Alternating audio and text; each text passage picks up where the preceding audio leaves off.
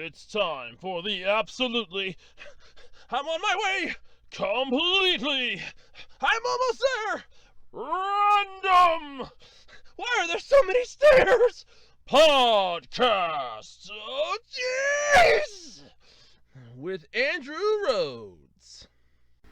Hello everybody and welcome back to another exciting episode of the absolutely completely random podcast for Saturday, July 3rd, 2021. Holy crap, it's 4th of July weekend already. My God, it only seems like a few days ago or a few weeks ago we were talking about snow and now all of a sudden we're into barbecues. Man, the year's flying by, isn't it? Just not fast enough. But anyway, what do I got to talk about this week, you ask? Oh, I'm so glad. A Pokemon site nearly 14 some years old? No, it was an 18-year-old site dedicated to Pokemon news and trading card game stuff. Yep, it was nearly destroyed by hackers who wanted some rare cards. Yeah, it's going to be fun. Hey, you want to know how to make a live-action anime adaptation that doesn't suck? Well, good news! There's a list on how to make it not suck.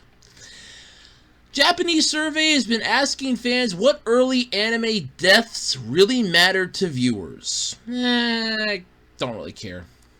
Remember a few podcasts ago when I talked about that ROM site that Nintendo sued into oblivion? They can't even get the $50 a month that the person that they sued agreed to. That's funny.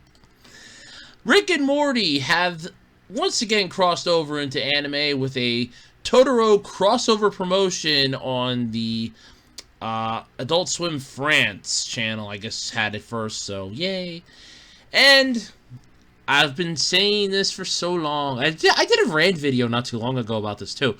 But Legend of Mana, the anime is coming. But should these JRPGs be next? And you'll never guess which one made the list of the three here.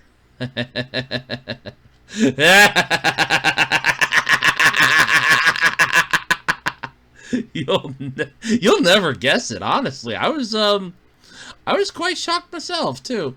But anyway, all that and more this week on the absolutely, completely random podcast. Before we get into that, you all know the song and dance by now, I'm sure. But if you're new here, you don't know the song and dance, let me explain it to you. I have an eBay page, ARHOADS-2012 on eBay. I have a wide variety of stuff for sale, from trading cards, DVDs, action figure parts, you name it, I probably have it. One person's trash is another person's treasure on the worldwide flea market that is eBay. It's not a garage sale anymore. It's a worldwide flea market.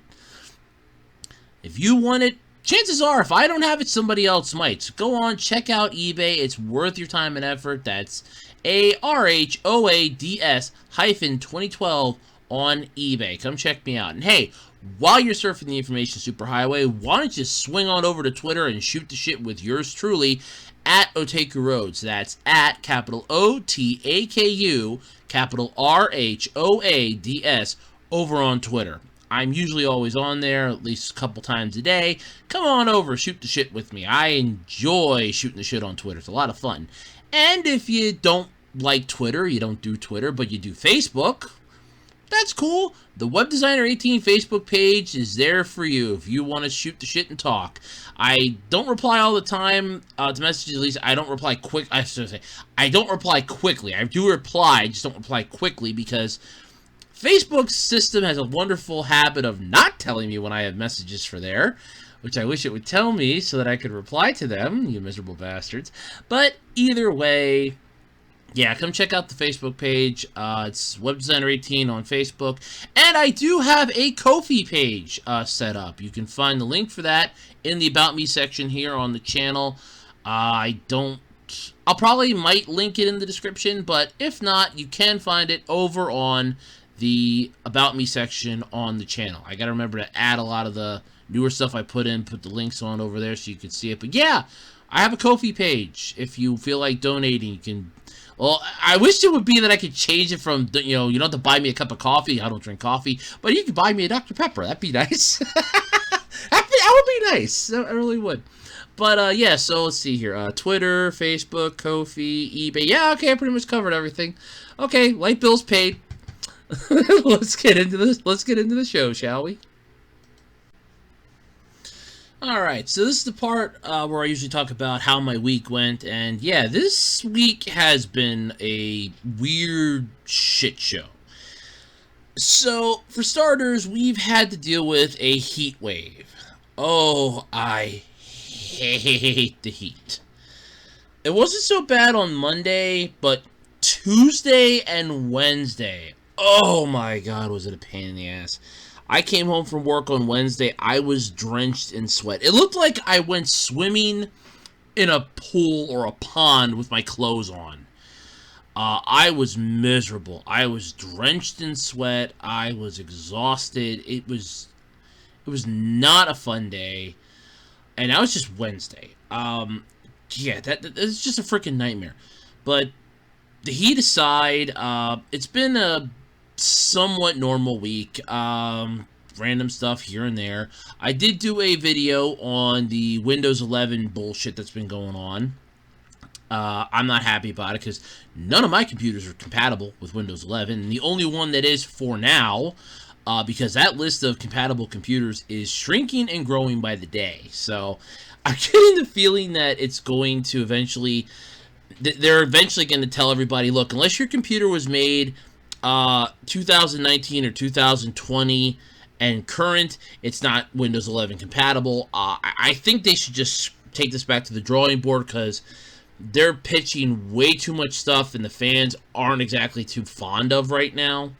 I mean, pull up any video. There's a crap ton of Windows 11 videos right now floating around on YouTube, and a majority of them are, this is how you can turn this feature off, this is how you can do this is how you can do that, this is how you can make this seem like it's back in Windows 10 again, and that's never a good sign when there are already people doing this, and you're basically telling Microsoft, oh, well, here's how to go through and, prevent them from doing this. You're welcome. So yeah, that was great. And if you hear the fan on in the background, it is still kind of warm. I'm recording this in the morning because of it being 4th of July weekend, there's going to be fireworks. And you all know my stance on noise when I'm making a podcast. It bugs the hell out of me. So I'm recording this early in the morning, and it is a little on the warm side, so just a little bit, not much, but just like uncomfortably muggy.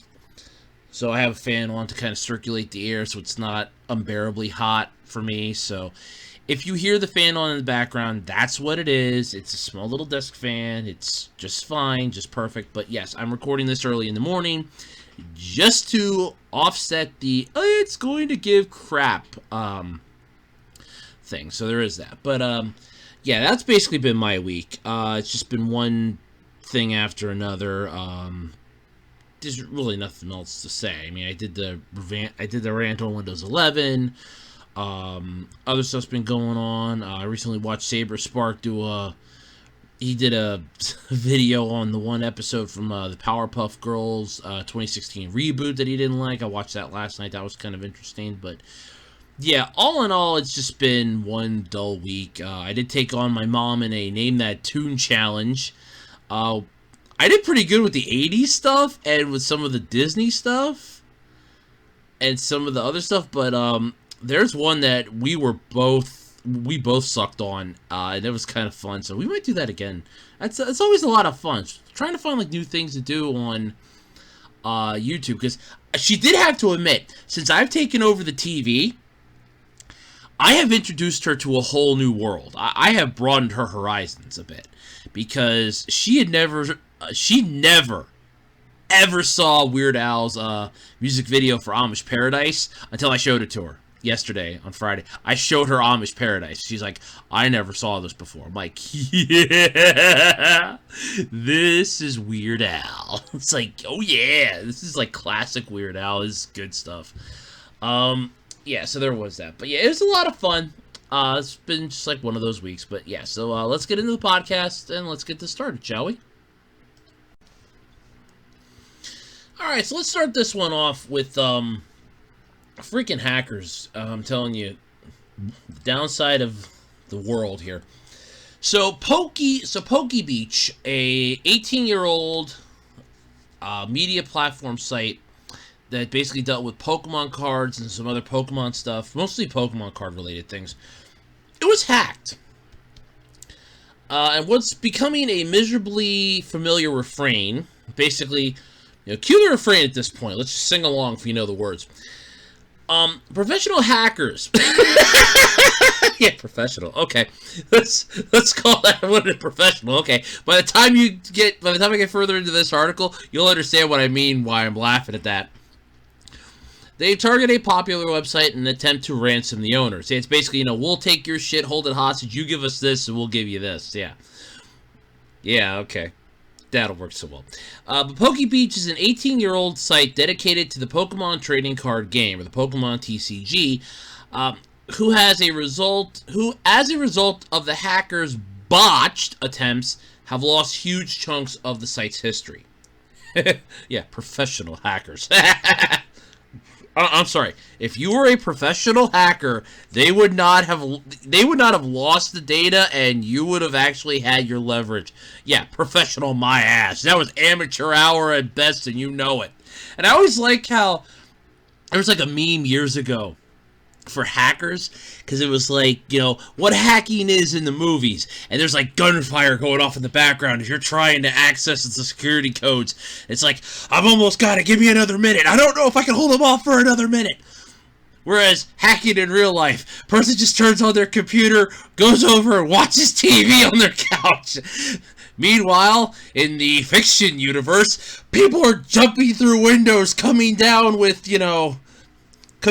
ropes, still shooting the guns as they're trying to hack into the security system to open up a door. In reality, still watching TV on their couch. There's an entire movie called Hackers. Angelina Jolie was in it. And I remember we watched it a few years, maybe about a year ago, a couple years ago, we watched it. And I had to keep from snarking so bad. Because I'm like, in the background, I'm thinking to myself, this is all fake! You're back in the 90s! This is bullshit! And it's like, oh yeah, and they're talking about how their impressive computers, I think it was 64 megabytes of memory. And I'm like, holy shit, I'm like, yeah, that sounds I think that was about the only thing they had right. But not even, but barely. And I'm like, yeah, no. It was bad. But anyway, PokeBeach was hacked on Monday. Begins an explanation post. Explanatory? Who the hell says that? Explanation post by the site's creator, John, and I'm going to butcher your last name, I apologize, Sahagan? Sahagan? I guess? I'm going to mispronounce it, I apologize. Known pseudonymously, or his pseudonym is the Water Pokemon Master. Yeah, okay. That actually works. I always wanted to be a Pikachu master, so my mom could be a Diglett master. She loves Diglett. I love Pikachu. Again, I love most Pokemon, so, regardless. But, yeah, I'd want to train Pikachus. Free electricity for the rest of my life. Screw the electric company. Screw the electric bill. free electricity. But, yeah. No, I love all Pokemon. But anyway... all files were deleted. We have been assessing the situation for the last 72 hours. I have barely slept, was the quote in this post. The enormously popular Pokemon TCG site, boasting nearly 4 million visitors in May of this year, no shit, because the game blew up like crazy, was started by the Water Pokemon Master. I'm just going to use a pseudonym because I'm going to butcher that last name, I know it. When he was only 14 years old, and on Monday, hackers deleted nearly 2 decades of files from the site's servers. They even ran scripts to remove the backups. Apparently, their intention was to keep a copy for themselves. Use that as the leverage to blackmail. Okay? to blackmail the site's creator into paying them to have it restored. Okay, that is what you call ransomware. That's a ransom attack. That's hacking. That's like bad hacking. First off, and by the way, kids, don't hack. Don't hack. It's not worth it. But due to the efforts of the site's host, I actually got to give them credit for this. They actually, a majority of website hosters don't realize that, like, if somebody's being hacked, they don't realize it. They don't really do anything about it till it's too late. I have to give them credit. They at least stepped in and helped out here a little bit, albeit not in the world's greatest way, but it could have been a lot worse, guys. It really could have. But due to the efforts of the site's host, the hackers were prevented from finishing downloading the site, but not before the hackers had already deleted backup versions. As their attack was interrupted, apparently they issued a command to wipe it clean. Yeah. So basically, while the text of the site's archives of news stories and forum posts haven't been affected, the last few years of media have been deleted. That's bad. As anyone who runs a website will tell you, losing images is ghastly. It makes everything look broken, and oh yeah, it does. Take it from somebody that went to school to learn how to design websites. Yeah, when you spend a majority of time, you have it all fixed up, and then you go to run it, and none of the pictures are coming up, none of the images coming up, none of the media is coming up. Yeah, it looks like amateur hour at the shit show. It looks horrible. It makes it look like you're basically trying to just destroy everything, like it's 100% fake or something. But fortunately, the hackers' worst efforts failed. An attempt to redirect supporters from the site to pay money into the group's own PayPal account failed, and PayPal has confirmed that no transactions took place. That's good. Plus, their rather pathetic attempt to suggest that the site's creator send them some rare Pokemon cards in return for some of my files was sensibly ignored. Yeah, it's basically like, look, you guys failed miserably to do what you wanted. Now it's like, oh, we're going to double down and see if they're going to call our bluff. Okay, you give us some rare cards and we'll give you back some of your data. You can't see it, but I'm flipping you the bird. Yeah, basically. So Water Pokemon Master states, I'm going to butcher that last name, so I'm sorry, that there was no access to any of their databases and that no news stories, forum posts, or user accounts have been affected. Presumably this means the attackers weren't able to access the root files, instead took advantage of the exploits in the site's CMS install, which is possible. That's like the one thing that a lot of websites can't account for. And the more they try to, and I'm going to say it, the more they try to like fix it and try to prevent, try to fix it from happening, it still happens. It's just that it happens. So they reached out, though, at least Kotaku reached out to Water Pokemon Master via Twitter's direct messaging, which, yeah, that's, Twitter, you gotta upgrade that, by the way. That needs a little more of a tweak. To see if there's any news about the recovery efforts.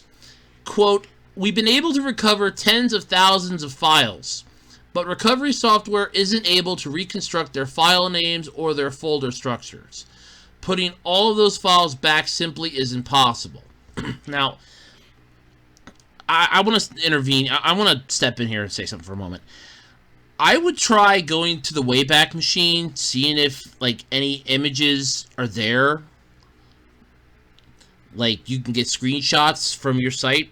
I would see if there are any screenshots that are there that might be able to help you figure this out and just reconstruct it that way, or go off of somehow. There would be a way to do it, but yeah, you just can't shove them back up there. I'm not going to deny that you can't put all of them right back where they were. That's all screwed up. Though, in some instances, when your site gets hacked like this and it gets, rudimentally destroyed, in this case, it's just really sad, by the way, this could be a chance to really change things up. Like, look, I didn't like the way that this layout was, or this may have been a little more difficult to put stuff on. This would be a good opportunity to really take a look at the design of your site and just kind of like tweak the design a little bit now. Like, look, we're going to take advantage of this. You know, they wiped our stuff clean, so while we're reconstructing it to put stuff back up, we can simply go and make it look better than it was beforehand. We can change up the look of it, and you know, that would be a good idea to do, to like show, hey, look, you know, we're like the phoenix, we rose back up. You know, that's just my opinion, by the way. But this is devastating for anyone who has put so much effort into a lifelong project. Quote, I started PokeBeach when I was 14 and never stopped. I've written daily news stories about the Pokemon TCG for 18 years, from high school through grad school. Through my career as a filmmaker, I don't know many people who stick to a project through that many phases of their life. So it's immensely frustrating that those who don't care about someone's passion would destroy it so quickly and without much thought. It sucks. It's sad. It's horrifying. It is what it is. But yeah, it really is bad. If you do want to support PokeBeach, though, you should be able to access their PayPal funded article program. There is a link in the article, which should be fixed later today, as of the time that this article was written, which was 12 p.m. on Friday. So yeah, it should hopefully be fixed by now. If you want to donate to them, I don't think they'll turn anybody away from that. But yeah, like I said, my opinion, what I would do at this point is I would seriously consider a couple things here. Either one, a complete redesign of the site. Just go, okay, look, we lost a lot of our old stuff, but hey, how about this? We take this as a new start, a clean start, just, you know, go that way. It's like, you know, this is my pet project, my passion, and just like change it up and really make it nice.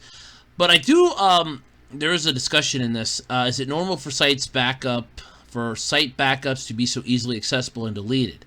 I would have thought those would have been somewhat separated, especially an older backup. It could have just been the setup that he was using, but really feel for him, though. F those guys. Yeah, I agree with that. But the thing is, with a lot of these, if the backup is... It depends on a lot of things. It could just be the setup that they're using. It could be the host that they're using. Because if it was the host... Okay?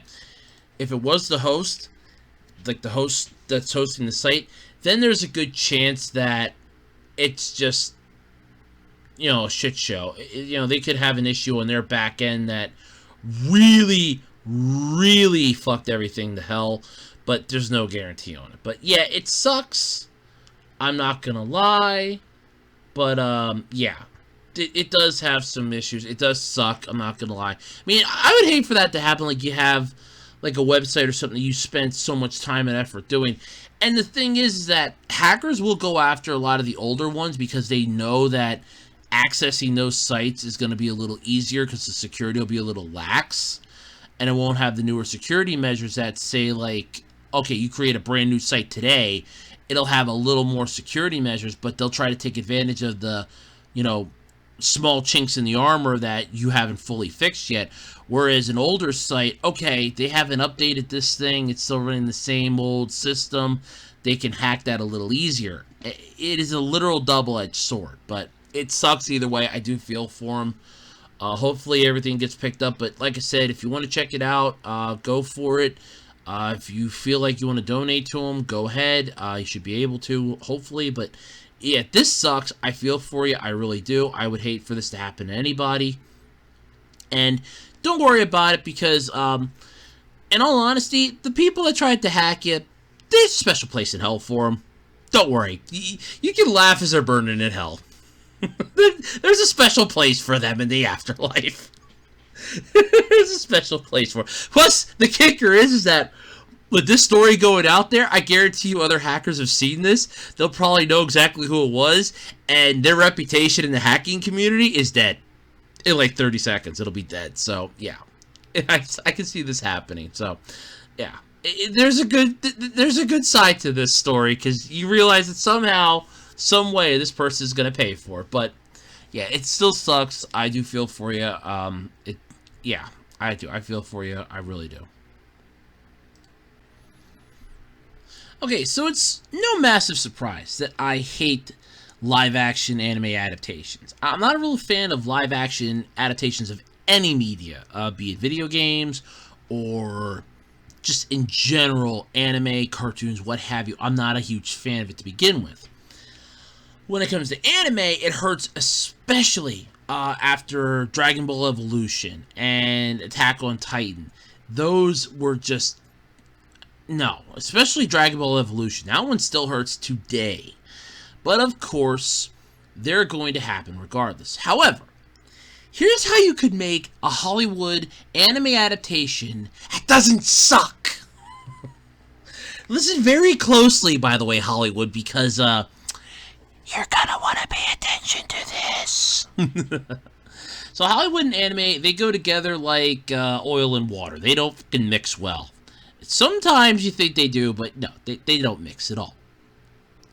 And it feels like they don't, though. The live-action adaptations of anime are already fraught with peril, but it seems like when Hollywood in particular has a go, the peril is even more perilous.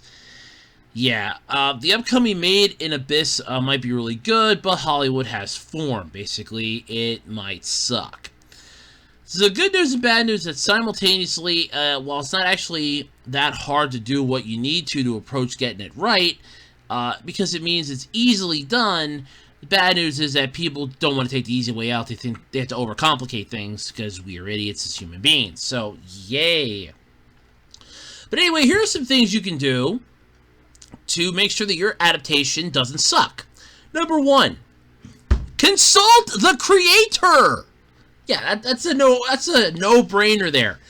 But it isn't always, apparently. Anime or otherwise, Hollywood is in a far better time if they at least touch base with the creator of the title. For example, Shinichiro Watanabe is involved with the making of Netflix's upcoming Cowboy Bebop series. I pity you for putting your name on that. The original was better, the live action is going to suck. End of discussion. But it doesn't mean that he alone has his hands on the tiller. It does mean, however, that he can step in and say when something isn't right. So it could be good, but I'm already out on it because Cowboy Bebop's a classic. I don't care who's in charge of it. It's one of those that should automatically be, no, this thing's a classic, we don't touch this. Because nothing's ever going to recapture the uniqueness that the original series had. I'm sorry. Yep. But consulting the creator is, at the absolute least, a courtesy. The number of people who have seen their work adapted only to respond, "This has nothing to do with what I made," is greater than it should be. Yeah, look at Akira Toriyama and Dragon Ball Evolution. What the fuck was that? What the hell was that? Ah, that's crap. I can just see how pissed off people could get at that. But yeah, it's horrible. Just, talk to the goddamn creators, because if they tell you it sucks, take it to the bank. But if they don't tell you it sucks, maybe the next one will. Don't underestimate your audience. Taking anime to Hollywood is risky, yeah, no shit. While you want to please existing fans, you also want to bring in mainstream viewers. You can't please everyone. Sorry. A well-made film could potentially expand a series' notoriety to people who don't read manga or watch anime. Uh-huh. And if you fuck it up, you're hurting the industry. So it's double-edged sword here. At the same time, producers should never underestimate their audience's capacity to comprehend things that are new to them. Assuming that an American audience needs massive rewrites to care about or associate with new characters is a big mistake. Viewers actually can handle it. Yes. Yes, let's all remember Dragon Ball Evolution again, shall we? Goku's a high school student. I can't tell you how bad the mental scarring of that movie is. I feel like we should all be in therapy for that alone. But that would mean that they would have had to have done the last thing on this list, which is adapt intelligently. I'm sorry, intelligence and Hollywood are not two things that go in the same sentence. I'm sorry. Intelligence and Hollywood producers. No. That's an oxymoron. I'm sorry. When something goes from one medium to another, you have to change it somewhat. But making those changes intelligent and respectful is essential. Yes, you just don't slap a new color scheme on it and call it done. Yeah, no. Even if an anime is reset geographically for a Hollywood audience, there's a lot more to consider than just whether you can get a AAA actor into the role.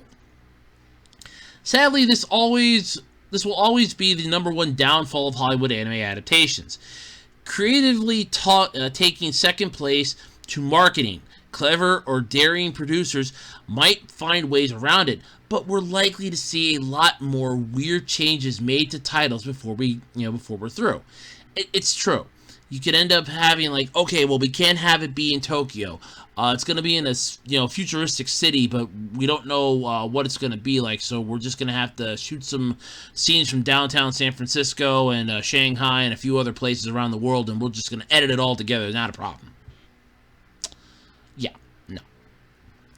If anything, that's a compelling reason to turn to shows like Made in Abyss for Hollywood adaptations. Their fantasy setting places them in a middle ground that maybe will be easier to tackle. No. Either way, a lot of live-action anime adaptations are coming our way in the coming months and years, and I'm terrified of that. Look, lightning did not strike this, okay? Lightning did not strike in a bottle on this one. Dragon Ball Evolution sucked. There was G-Savior, which was bad. I saw the trailer for it. I contemplated buying that, and then I saw the trailer for it, and I'm like, man, I'm glad I didn't spend the $14 for this. It was bad. It was bad. It was very bad. But live-action adaptations are not the world's greatest when it comes to anything. The problem is that you're trying to take something that has its fantasy. It has the ability to be fake for a reason. The fiction in that can exist because you can stretch it past the imagination. When you try converting that into reality, that's where you start having the problem. I mean, no human being can shoot energy out of their hands. God knows I've been trying. But you can't shoot energy beams out of your hand. You can't fly just by levitating off the ground. Again, not for a lack of trying. Seriously, not for a lack of trying. There's no notebook in the world you can jot someone's name into and they instantly die 6 minutes and 40 seconds later. The problem is when you were trying to adapt a live-action series from an anime or from a cartoon or from a comic, we're taking the liberties that already exist in there, in the fantasy world that they're set in, where they can be themselves, where they can have the superpowers, they can have the abilities that they have, and we're trying to turn that into a live-action feat by trying to make it seem more realistic, like this is possible. And our minds just aren't telling us that, yes, this is possible. They're telling us, wow, this is bad. It's like watching a B-grade movie that had a, Disney-level budget. It doesn't work well. Big-time failure, but yeah. But there you go, Hollywood. There's some ideas on how to not fuck up next time. Consult the creator. Don't underestimate your audience, and adapt it intelligently. Use the thing between your... Okay, use the thing that you planted up your ass, pull it out of there first, and use that, and then really, really try to think of a way to make this work. There you go. I was going to say, use the thing between your ears, then I realized Hollywood has their head up their ass. So, use the thing between your ears that you currently have pretty much plastered right up your ass. Yes, right up your ass, yeah. No, just use that between your ears and actually try to contemplate how this could work. But you won't. I know you won't, because you're Hollywood. You and intelligent thinking do not go hand in hand. Ever. Except for how to screw people over, make millions of dollars, and make god-awful movies. Yep. That's true.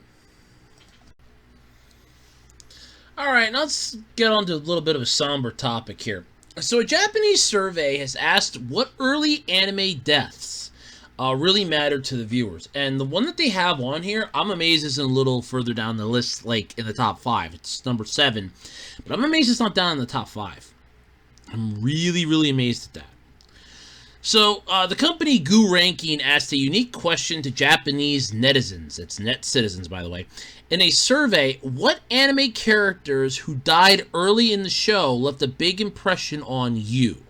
So, in other words, it doesn't count if the character dies and ways into the show, or dies way into the show, and it apparently doesn't count. For Dragon Ball Z, where you can die, but then the MacGuffin of the, hey, Shenron, get your ass out here! Bring him back, please. Okay, thank you. Yeah, that doesn't count. Yes. Yeah, the MacGuffin doesn't. The MacGuffin doesn't count on this one. I like that the MacGuffin doesn't count. But I'm sorry, that was funny in my world, but yeah. But anyway, so thinking about it, though, which characters who died early meant the most to you? And see if they match up with these surveys' official results. Of course, spoilers. Duh. Just in case. Please be aware, though, before you read the full list. So I'm going to tell you the full list here. But, yeah, so this is the last chance. Spoiler alert! Spoiler alert! Spoiler alert! Spoiler alert! Spoiler alert! Okay, there we go. I'm sorry. Anyway, coming in at number 10. You have Shoko Haizama from Feiner in the Azure. Sort of heard about it, but I don't know it, so can't say.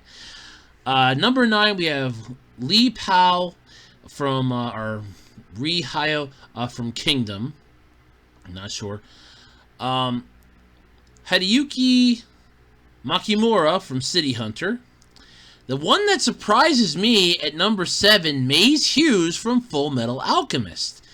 This is one that for me would be number 1, next to, I would say, Nina Tucker from Full Metal Alchemist. That one, oh my god, that one shook me to my core. Her father experimented, combined her and her dog into a chimera, and when when Ed figured it out, and Al didn't really piece it together yet, but Ed figured it out and it's like, where's Nina? Where's Alexander? And then all of a sudden, it's like, you hear the Chimera talk and it goes, Edward. And I was right there with Ed. I wanted to kill Tucker right then and there. I don't even think Al and his suit of armor would have stopped me. I would have just flat out ended his ass. That would have been it. He would have been done. I would probably went to jail for it. I don't think any anime character, though, would have ever... I don't think there's any court in the anime world that would have ever convicted me for it. But, yeah. But, yeah, Maze Hughes' death was definitely a massive impact, especially his funeral when his daughter is literally saying, no, they can't put Daddy into the ground because if they put Daddy into the ground, he won't be able to get his work done. He has to get his work done. You got to tell him to stop putting Daddy into the ground. And it just hurt. Because her words are being heard by everybody at that funeral, including, Alex Louis Armstrong, Roy Mustang, Rita Hawkeye. They're all hearing her words, and it's hitting them a lot harder. Like, damn it, it really hit them hard. But yeah, I'm amazed he isn't further down on this list. I'm not even joking. That was a massive one. You have Mami Tomi from Pele Magi Madoka Magica, which I don't know. Wakaba Tsukishima from Cross Game. I had to think how to pronounce that there. Siegfried Kreeches from Legend of Galactic Heroes. Kisaragi from Elfen Lied, or Lied. Hart from Fist of the North Star. That came in at number 2, by the way. Kitsuragi was 3, Siegfried was 4, Wakaba was 5, and Mami was 6. And coming in at number 1, which, seriously, this is where Mace Hughes should have been, or at least Nina Tucker should have been here. I don't think the lineup is good, to be honest with you. But coming in at number 1, Kazuya Usugi from Touch.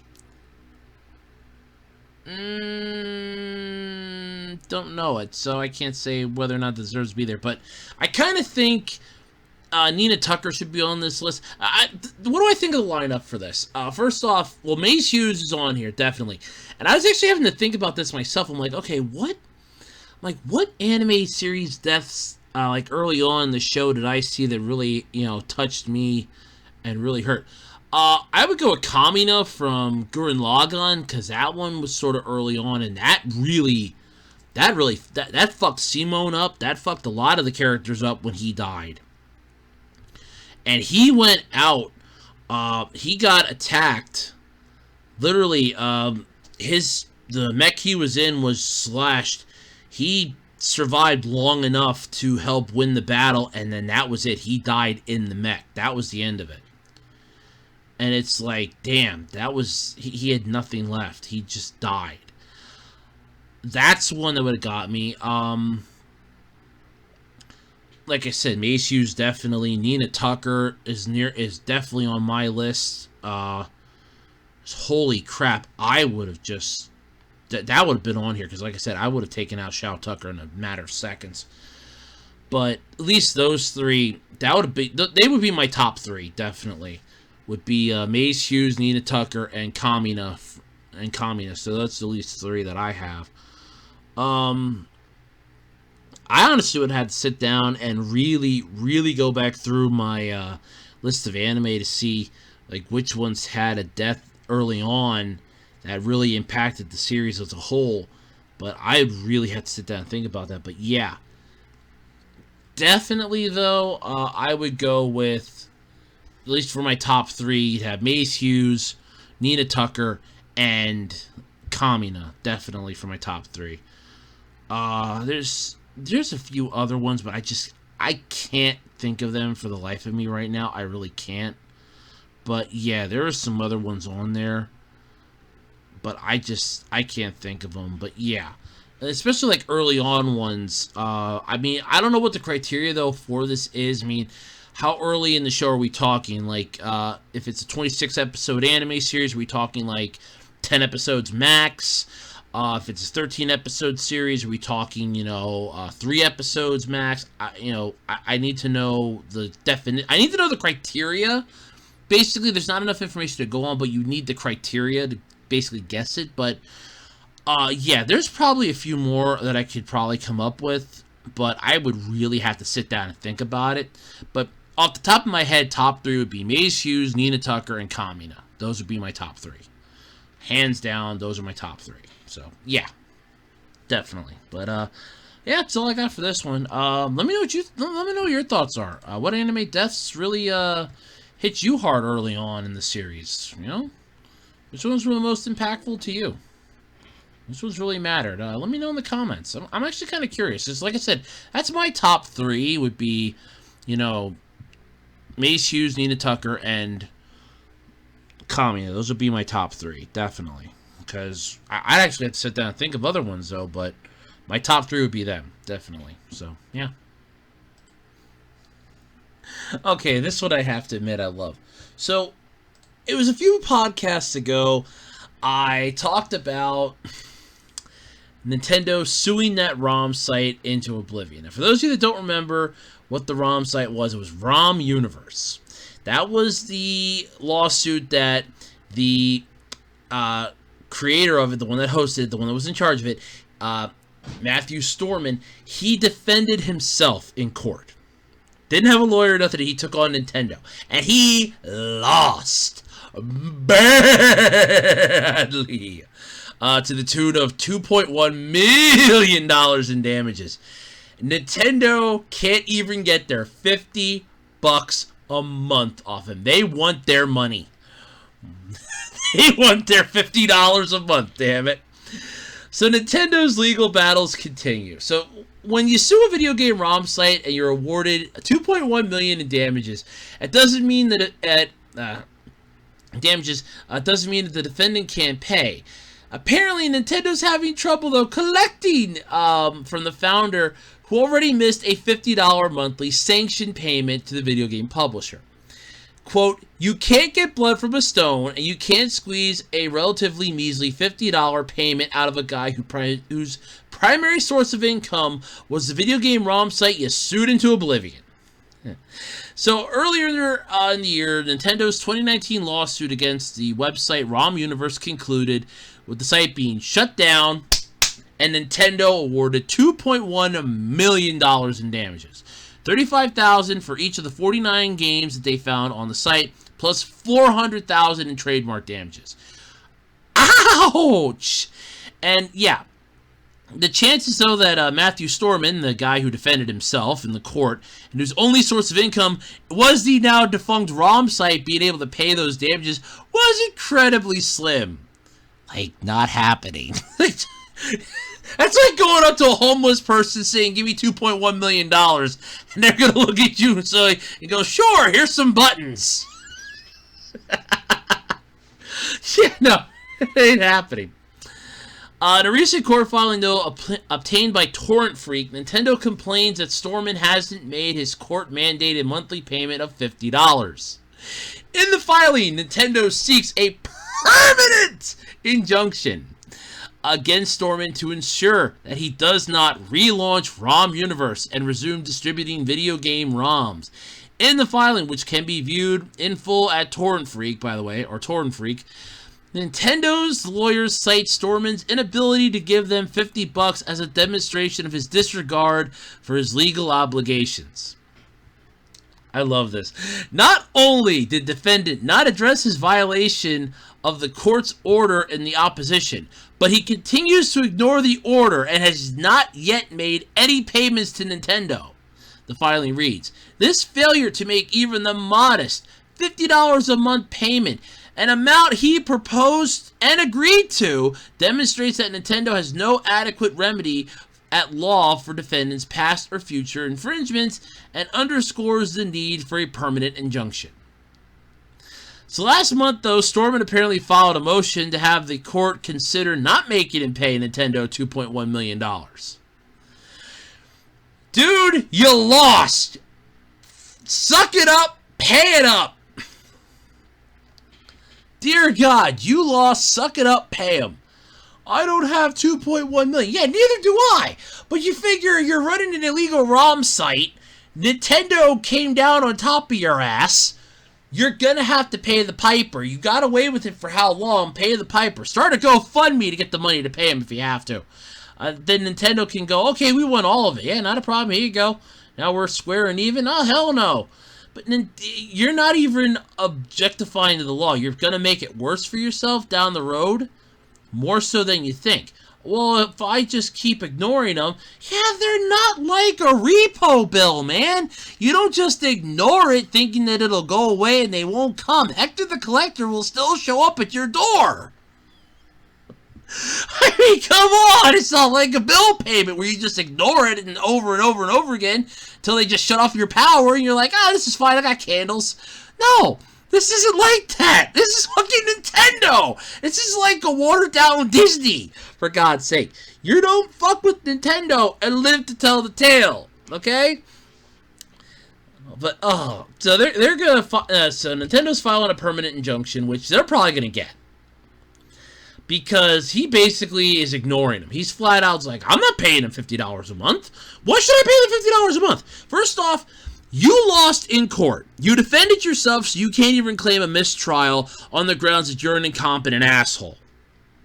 Okay? I know enough about law to know that you do have the right to defend yourself, but if you choose to defend yourself, you waive any ability to declare a mistrial on the grounds that you were incompetent at the time. As you're an incompetent lawyer, you cannot claim a mistrial because of that. that automatically waives your right for that if you defend yourself. That much I know. But you're practically telling Nintendo, I'm not paying you. I'm not giving you $50 a month. Why should I give you $50 a month? I'm broke as shit. You violated Nintendo's copyright. You stole their property. You got away with it for how many years? They want their money. The fact that you're ignoring them just makes it even worse, because now it's like, oh, well, I'm not going to give you what you want. Nintendo will just soon send a guy to your freaking front door with a baseball bat. Or they'll do... No, screw it, it's Nintendo. They'll do the femme fatale thing instead. They'll send... It's like that one movie, that really shitty... It wasn't Mafia movie, it was like another one. Where they didn't send a hitman, they sent a hit woman after the guy, and it's like... Because they knew the guy's going to know it's a hitman. No, the guy's going to know it's a hitman. So they hired a hooker. And they told them, I don't remember what the name of the movie was, but they told this hooker, they're like, look, just go to this guy,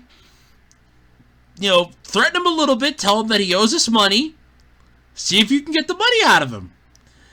And stupidly, when the guy's like, oh, man, I'm not paying, like, wait a minute, you're a hitman? What are you, hit guy in drag or something? And then she just started beating the shit out of him. It's like, just pay them their money. I don't remember what the name of the movie was. It was like at 2 o'clock in the morning. It was on an obscure channel. I cannot find the name of it, no matter how bad I look for it. It's like, the guy was insensitive to begin with. The fact that she basically whooped his ass and then took all of his money. I mean, she took everything that he had in his wallet. He had like $500 in his wallet, if I remember right. And she walks off, and it's like, this is a good start. Where's the rest of it? That's all he had on him. He won't tell me anything else, but his ass is beaten up there in that apartment building. He's all yours.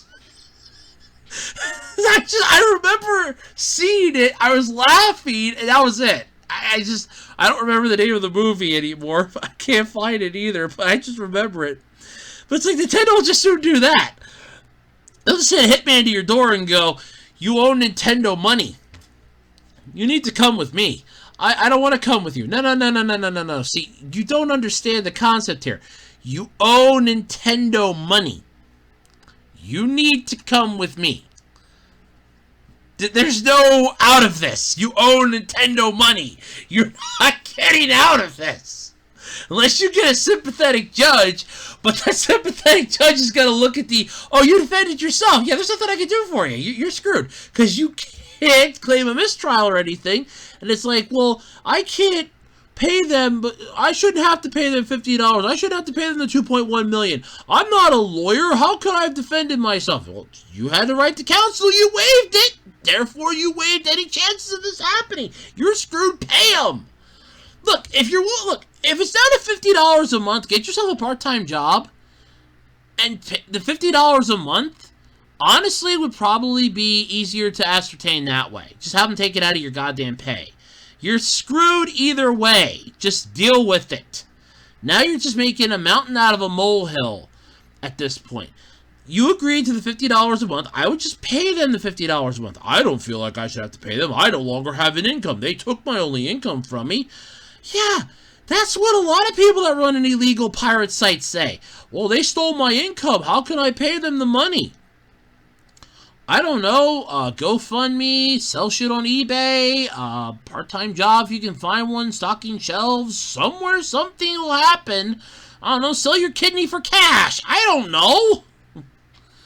There's probably hundreds of things you can do. By the way, please keep it legal, by the way. But yeah, there's lots of stuff you could probably do. Nintendo doesn't really care at this point, I don't think, how they're going to get their money. They just want their money. You lost, deal with it. I just love the fact that he's like, I shouldn't have to pay them. He's already missed a $50 payment. That's Nintendo's lawyers chomping at the bit because they're like, we're gonna get the money. I don't get how the hell. It's like, you agreed to this, and you're basically spitting in their face, going, well, I had my fingers crossed.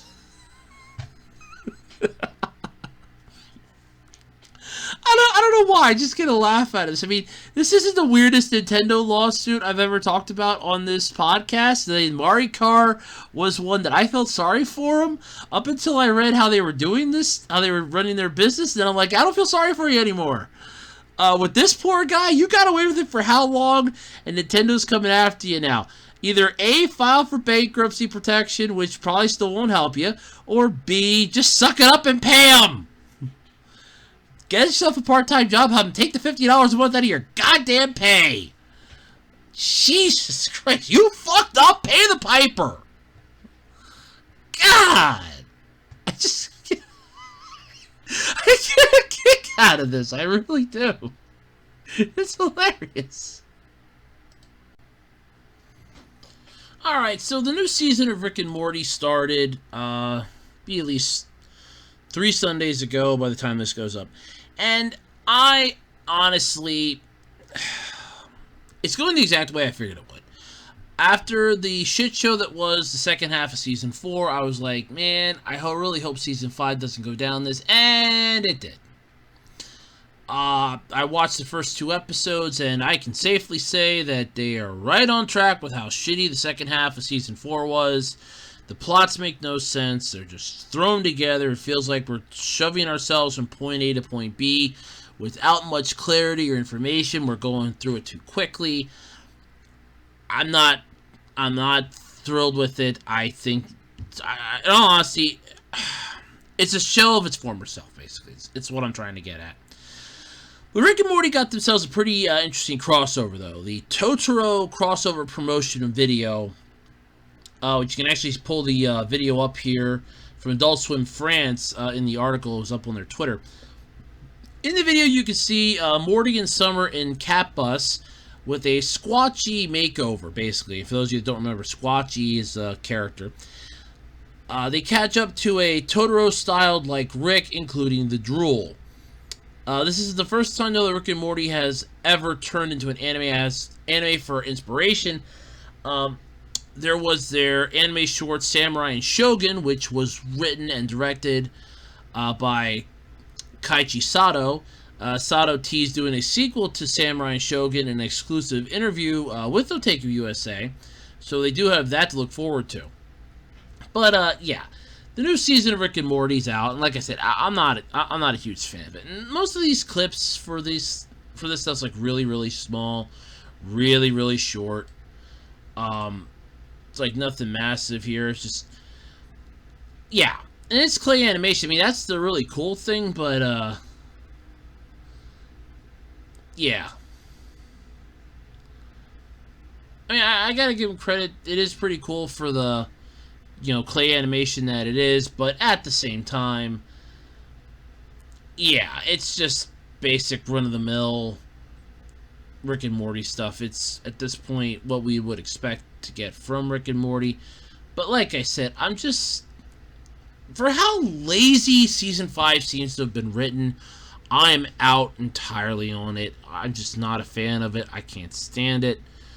For me, it's really sad because I really thought Season 5 was going to be a little better. I thought maybe, they would have taken all the criticism that the fans were giving them for how lazy the second half of Season 4 was, and they would have looked at that and said, okay, we really need to kick this up a notch and bring it back to old school. Nope! Following the same formula. The second episode is literally basically one that I think they had already done before. It felt like a Rick and Morty episode that was already done before, but better.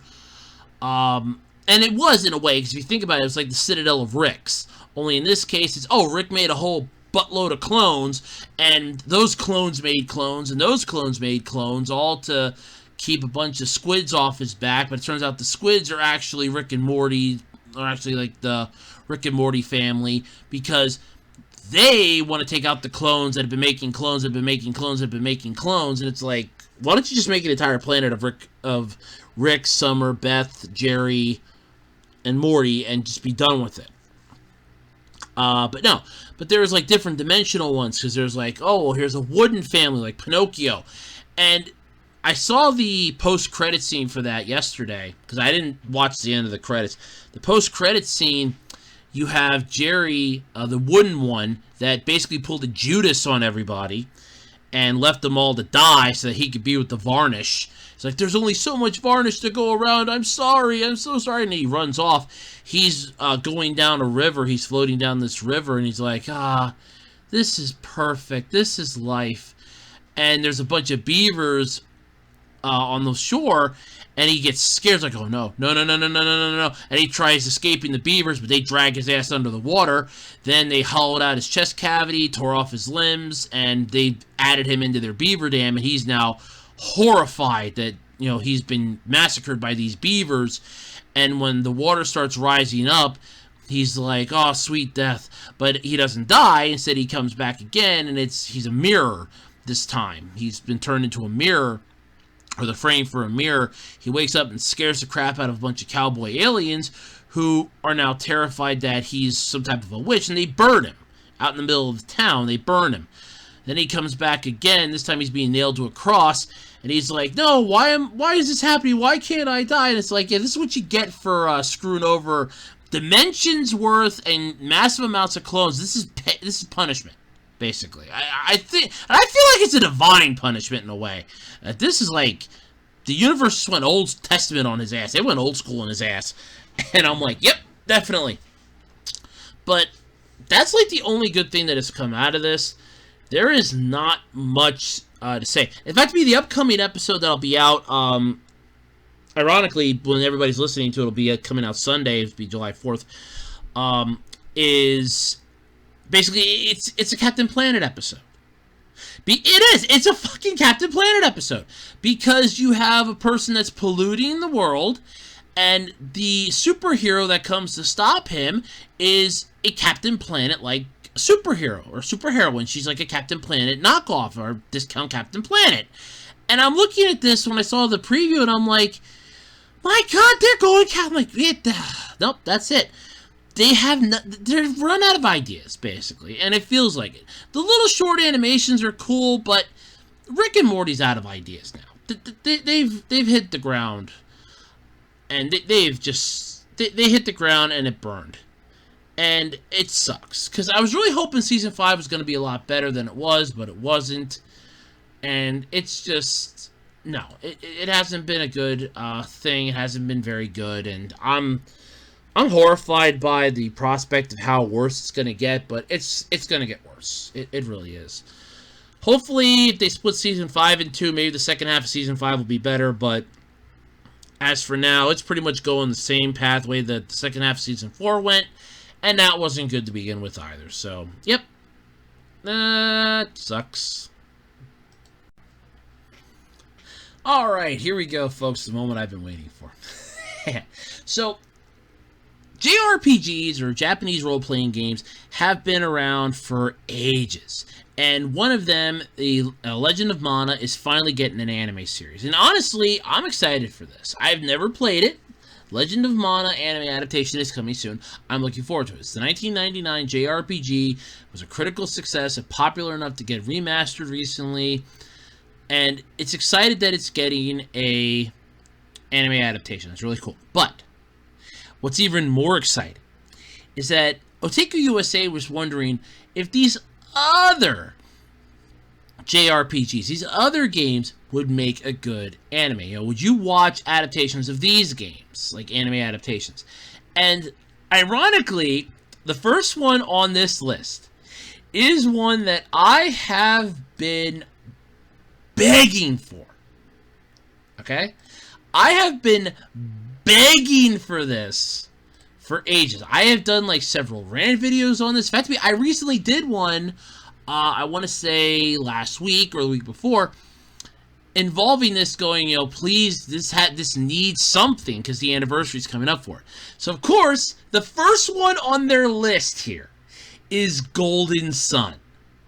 So 20 years ago, Camelot's Golden Sun game came out for the Game Boy Advance, just 2 years after Legend of Mana came out.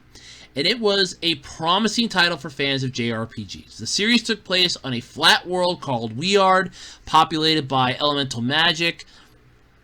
These users were known as adepts, or depths. And it was really cool because you had like the Venus adepts, the Jupiter adepts, the Mars adepts, and the Mercury adepts. So basically, they could control earth, fire, wind, and water. It was really cool. It spawned a sequel, The Lost Age, which it definitely freaking needed, because when I bought the first game, at Walmart when I turned 13, the person's like, oh yeah, you know they're coming out with a sequel in a few months. And I'm like, I didn't know that. Yeah, about 6 months later, it took me to beat the freaking first game. Literally 6 months. And then, here you go. Now we're getting another game, and I got it. I loved it. It was a step up, a massive improvement. I love the fusion summons in this one. That was really cool. Catastrophe is always going to be one of my favorites, or like the end-all baddies. I had Eclipse for the longest time. Though I will say that while the two optional ones that you'd have to get like every dungeon from the first game and the second game in order to get them are cool, I found my strategy works better just having Catastrophe as my most powerful one. But yeah, it doesn't hurt. But either way, I flat out think these games were cool. Then you had Dark Dawn, which wasn't bad. Yes, it wasn't the world's greatest, but it wasn't bad. For the DS title, it was definitely good.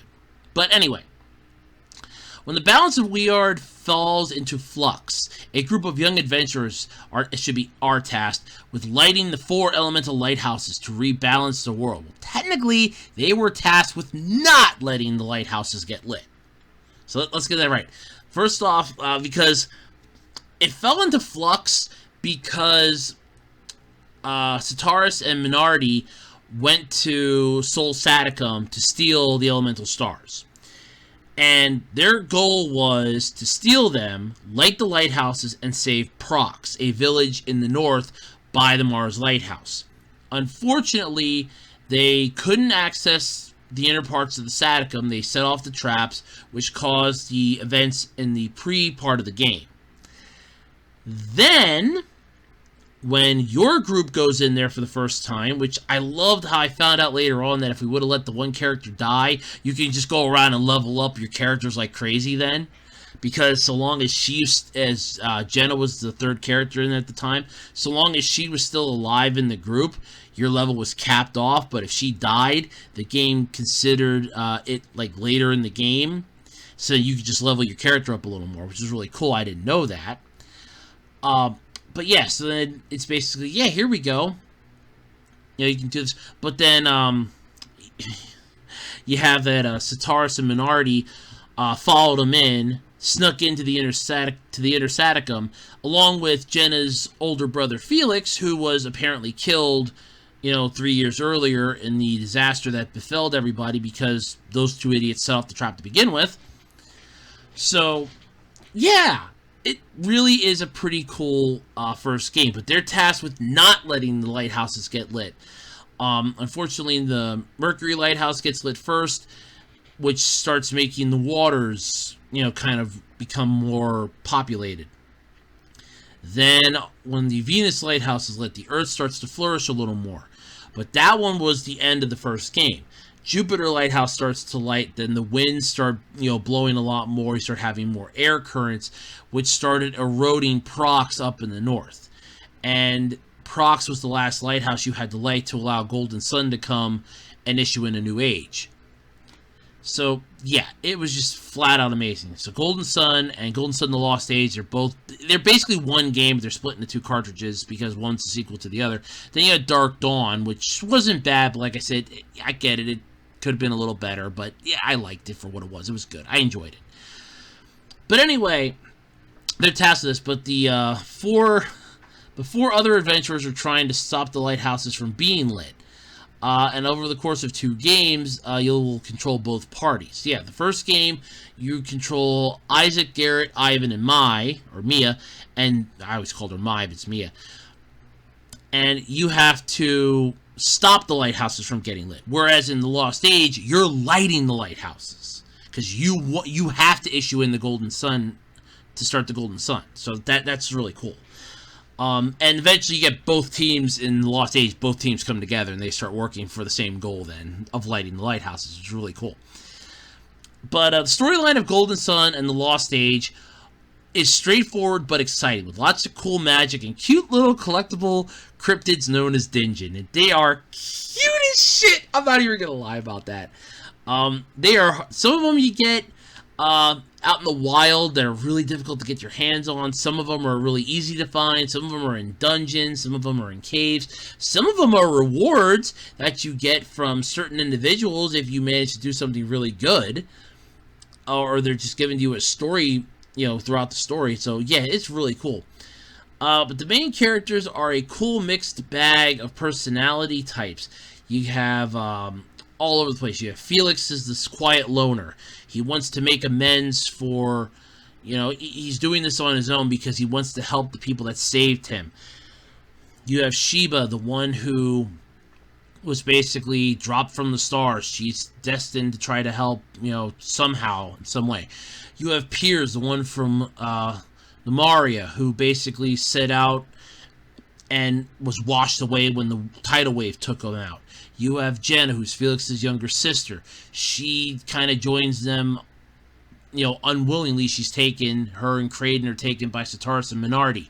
You have Isaac, Garrett, Ivan, and Mia, who all join, hands, sort of like in the Fellowship of the Ring and Lord of the Rings. And they're all going to stop the lighthouses. And they battle a majority of the first game, where it's like they save the village of Trent.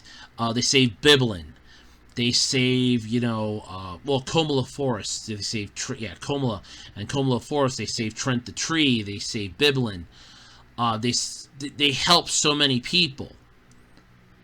And the games were just amazing. But yes, I would be 100% psyched for a Golden Sun anime. I would basically sing its praises no matter how bad it would be. If it would be horrible, if the plot would suck, I'd be going, no, it's good. It's fine. They're telling it from a different aspect. That's how you're seeing it. I would be great for it. But sadly, though, we're about as likely to get an anime adaptation for this series as we are to get a fourth game. Yeah, Camelot's got their head so far up their ass with the Mario Tennis and Mario Golf that they can't make a fourth game for this. Which is sad because the third game ends on a fucking cliffhanger. Because in the third game, you had Psy-Energy vortexes that were showing up all over the place. And then they kind of got forgotten like halfway through the game. And then all of a sudden, when you get back to the game, it's like, by the lookout, oh look, here we go. It's back, and it's like, oh my god, it's a giant Psy-Energy vortex. What's going to happen next? To be continued, and we've been waiting ever since. So, yeah. But definitely, I would be gung-ho for a Golden Sun game in a heartbeat. You would not hear me argue otherwise. The next one on the list is Earthbound / the Mother series. And yeah, I can see this being an anime right off the bat. And for those of you that don't know what I'm talking about, remember that old Nintendo joke from Robot Chicken? Come on, Reggie, give us Mother 3! Yeah, that would be, this series. That's the one, it's the JRPG in history. It is one of the most popular. Angry Video Game Nerd did a video on this, and he's like, let me see if I can find a copy of this. Holy shit, yeah, the thing goes for like an absurd amount of money, even in used condition. It is basically an arm and a leg at this point. But if you have the Nintendo, the NES Classic, it's actually on there. I think there's the NES or the SNES Classic, it's on there. So you can just play it off of that then. So, yay, you can still play it. But yeah, if you don't know the story by now, party of 4 kids, malevolent alien force making the world fight against them. The game was unique at the time for taking place in a more real-world setting, though you ended up in a world of both fantastic and horrific items along the way. All of them would be amazing to see animated, though really just want to see them making, just see what they'd making of Gigas, or Gygas. That would be interesting to see how they would handle that. But yeah, this would definitely be 100% though. I could see this as an anime. I could see this as like a massively cool one. Wholeheartedly, I could see this.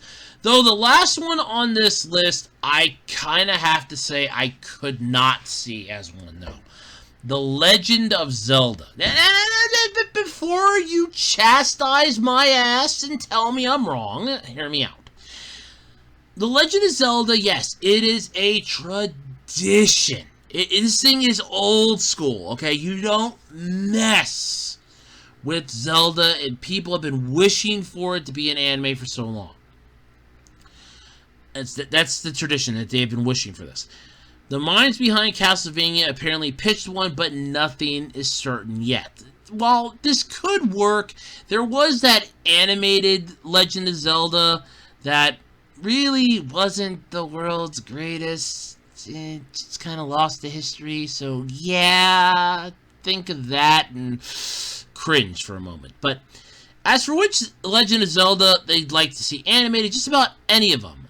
The creepy one like Majora's Mask would be fun, but so would something more traditional like A Link to the Past. If nothing else, they could just go back to Super Mario Brothers Super Show if they're really desperate for animation. For those of you that don't remember that show, that was crazy. But yeah, in all honesty, there's a couple Legend of Zelda games I could see. Or you could just start off with the first one, see how well that goes as an anime adaptation, and then just kind of like make each succinct game sort of like its own spin-off series. Like, Legend of Zelda, like the next season is Legend of Zelda. So it could sort of be like Gundam in a way. Where it's like, you have Legend of Zelda, A Link to the Past, Legend of Zelda, Ocarina of Time, Legend of Zelda, Majora's Mask, Legend of Zelda, The Wind Waker. I know people hated that one, but I'm going to throw it in because that's as of this date, the only Zelda game that I've actually played almost to completion. Majora's Mask, I got about as far as the one dungeon, and that was it. I couldn't beat it. I couldn't even get through it. I'm like, you know what? I'm out. That was it. While Legend of Mana anime, though, feels like a long shot, it is at least proof that long shots can come through.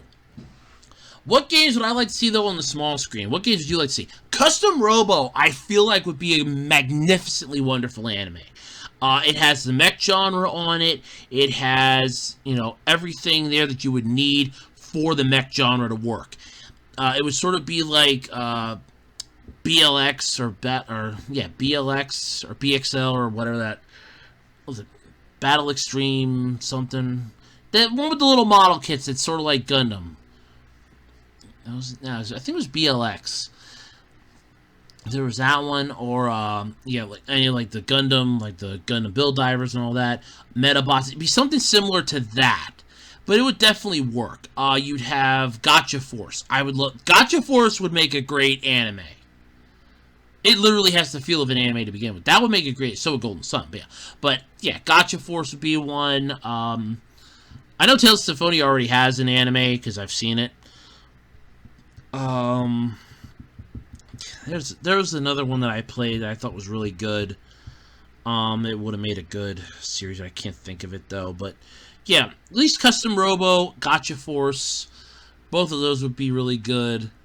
There's probably a few, but definitely Golden Sun would be at the top of my list. Custom Robo, Gotcha Force. There's a couple other ones, but I can't think of them.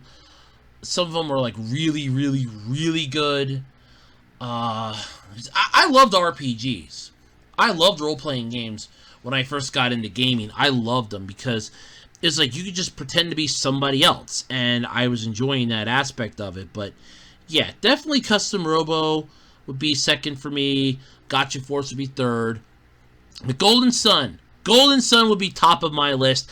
I could see that working out as a massive 26 episode anime series. I really could. You could tell the entire story in 26 episodes. 13 episodes for the first half, 13 episodes for the second half, and then you could have Dark Dawn be like an OVA or a movie or something. Or it could just be or Dark Dawn could just be a 13 episode series, the spin-off. That would be pretty cool, but yeah, Golden Sun, I think, deserves something nice. Golden Sun deserves fucking anime. It needs something. A remake, anything. But yeah, I'm all for it definitely getting something. But yeah, Golden Sun top of my list, Custom Robo, and Gotcha Force. Definitely my top 3. Wholeheartedly. Alrighty, everybody, and that's going to do it then this week for the Absolutely Completely Random Podcast. I'd like to thank you all for sticking by me, sticking with me, and listening and putting up with me for the last It has to be an hour. It has to be over an hour at least. But thank you all for sticking around to the very end. If you listened all the way to the end, you're one of the, I'm going to say like 75% that probably did.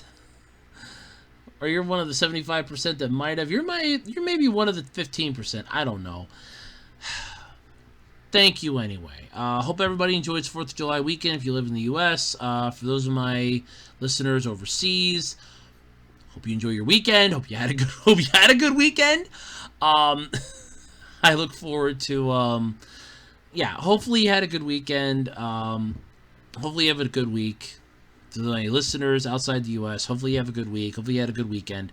Hopefully everybody enjoys themselves, has fun, stay safe, and above all else, keep themselves okay. Don't forget, submit your questions for the July Q&A.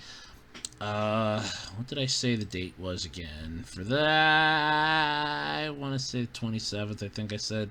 Because it ends on, I think I said the 27th at midnight.